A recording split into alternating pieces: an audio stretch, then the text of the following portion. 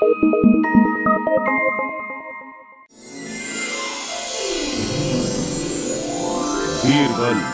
जन्नत की सैर पर।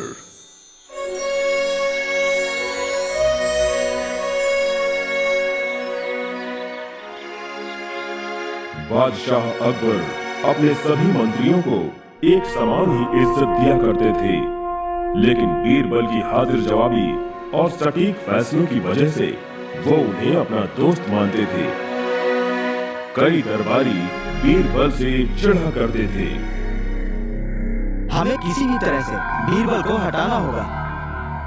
उसे हटाने के लिए हमने कितनी तरकीबें भिड़ाई, लेकिन सब बेकार। कुछ दिनों का मौका दो, मैं ऐसी तरकीब ढूंढूंगा जो बीरबल को ही खत्म कर देगा। कुछ दिनों के बाद तीनों फिर इकट्ठा हुए। बताइए क्या हुआ? आपने कहा था कि आप कोई तरकीब ढूंढेंगे। क्या तरकीब तैयार है? बिल्कुल, तरकीब तैयार है। तो फिर हमें बताइए। इस काम के लिए हम शाही हज़ाम खान का इस्तेमाल करेंगे। तरकीब ये है। मंत्री ने दोनों को अपनी तरकीब से वाकिफ कराया।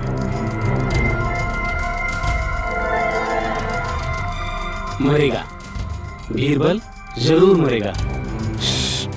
चुप रहो, चुप रहो।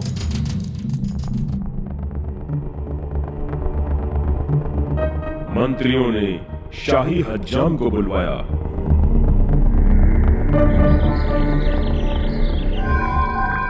हुजूर, आपने मुझे क्यों बुलवाया है? खान, अगर तुम हमारे कहे मुताबिक काम करोगे तो तुम्हें एक थैली सोने के सिक्के मिलेंगे। आप मुझसे क्या काम करवाना चाहते हैं? शाही हज्जाम, तुम बिल्कुल मत घबराओ। तुम्हें एक बहुत ही आसान सा काम पूरा करना होगा।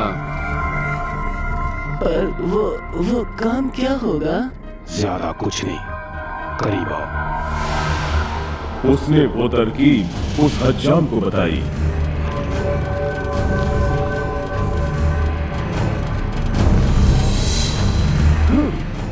ये तो आसान है, फिक्र मत कीजिए, समझिए काम हो ही गया।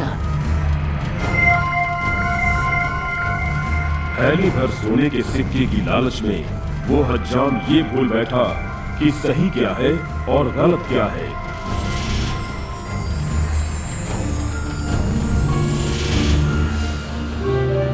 अगली सुबह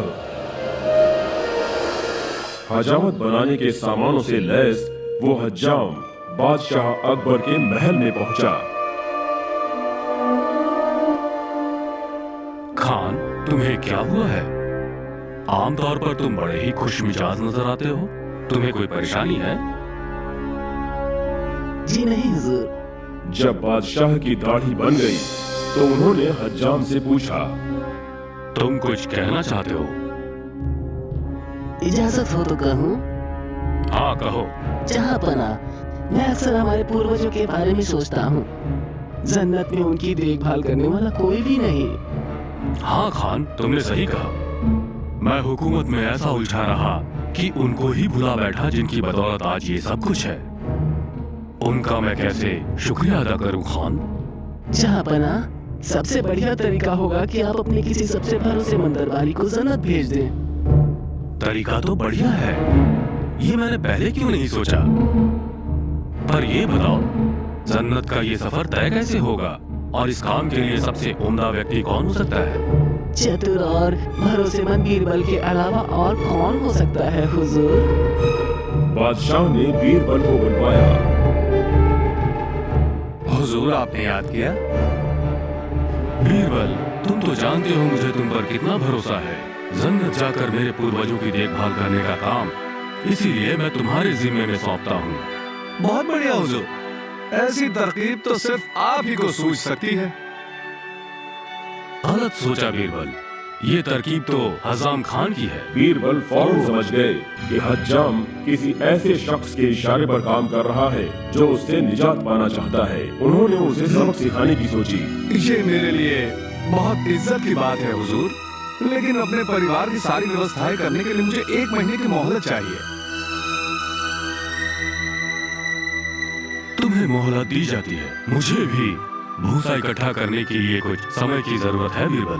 पहले तो मैं वो जगह देखना चाहूंगा जहां भूसे में आग लगाई जाएगी।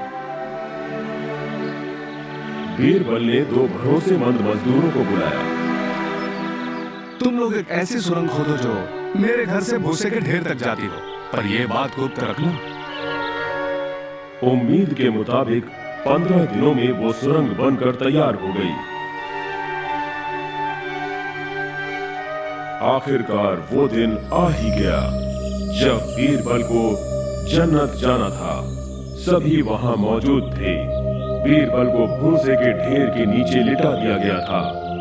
अकबर ने आग लगाने के लिए इशारा किया। तुरंत ही भूसे का ढेर धू धू करके जलने लगा। ढेर के नीचे बीरबल सुरंग के रास्ते वहां से निकल गए। वो सही सलामत अपने घर पहुंच गए। चलो, मैं बच तो गया। 4 महीने तक वो घर पर ही रहे। 4 महीने के बाद लंबी दाढ़ी और बिखरे बाल में एक आदमी बादशाह अकबर के महल की ओर चल पड़ा। मुझे बादशाह सलामत से मिलना है। बादशाह अकबर ने उसे अंदर आने की इजाजत दे दी। वो आदमी दरबार के अंदर आ गया। जैसे ही बादशाह ने उसे देखा, उनका चेहरा चमक उठा। उन्होंने तुरंत पहचान लिया कि ये और कोई नहीं, बीरबल है। आओ बीरबल, कैसे हो तुम? तुम्हें इतना वक्त कैसे लग गया? वहाँ ऊपर मेरे पूर्वजों का क्या हाल है? जहां पर मैं बिल्कुल ठीक हूँ। आपके पूर्वज वहाँ बहुत खुश हैं और बड़े आराम से रह रहे हैं। उन्हें कोई परेशानी नहीं, बस सिर्फ एक कमी है। क्या कमी है उन्हें? उन्हें एक हज्जाम की सख्त जरूरत है। आप देख सकते हैं 4 महीनों में मेरे बाल कितने बड़े हो गए हैं। लंबे बाल और दाढ़ी की वजह से उन्हें बहुत परेशानी होती है हुजूर।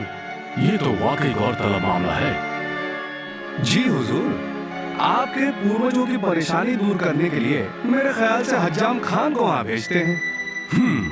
जल्द से जल्द उसे भेजने की तैयारी की जाए। ये सुनते ही हज्जाम के होश उड़ गए। मुझे माफ कर दे जहाँ पना, सोने की मोहरों की लालच में मैंने ये सब किया है। वैसे ये तरकीब मुझे मंत्रियों ने बताई थी हुजूर। इन मंत्रियों को गिरफ्तार करके कारागार में डाल दो।